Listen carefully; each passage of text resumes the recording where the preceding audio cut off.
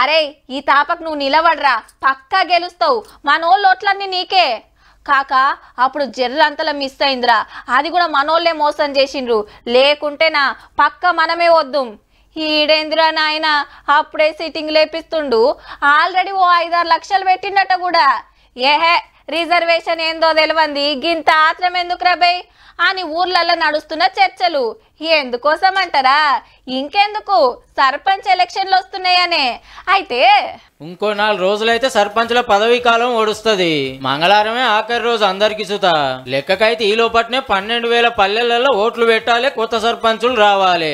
ఇదే ముచ్చట పంచాయతీరాజ్ మంత్రి సీతక్కని అడిగితే ఇప్పటింతా ఎలక్షన్లు పెట్టాం, ఇన్ఛార్జీలను పెట్టి నడిపిస్తాం అనుకొచ్చింది. ఎవరిని పెట్టాలి, ఎట్లా చేయాలనేది 2-3 రోజుల్లో డిసైడ్ చేస్తుందట గవర్నమెంట్.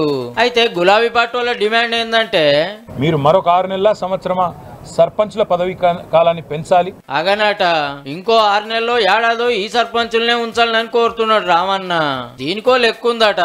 కరోనా వచ్చింది, పాపం కరోనా వచ్చినప్పుడు కూడా సర్పంచులు పూర్తి కాలం వారికి దాదాపు 2 ఏళ్లు వృధా అయింది. కరోనా చేయబట్టికే పనులు పురాగా చేయలేదు, పదవి కాలం పెంచితే పల్లెలను పట్టుగొమ్మలు చేస్తారనుకొచ్చిండు.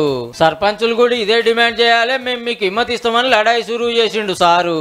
దీని మీద కొత్త గవర్నమెంట్ ఏమంటుందో గానీ పాత గవర్నమెంట్ 1200 కోట్ల రూపాయల బిల్లులు పెండింగ్ పెడితే కొట్లాడి యాస్టగొన్నారు సర్పంచులు. అయితే ఎన్నడీలను పిలిచి మాట్లాడనోళ్ళు, ఏకన్నా పెండింగే లేదన్నోళ్ళు ఇప్పుడు సర్పంచుల తరపున కొట్లాడతారట బిల్లుల కోసం సుత. గా కరోనా వల్ల ఎమ్మెల్యేలు సుత అనుకున్న పనులు చేయలేదట. మొన్న ఓడినోళ్ళు గిట్లా మా పదవి కాలం పొడిగించమంటే అయిపో అనుకుంటుండొచ్చు పో.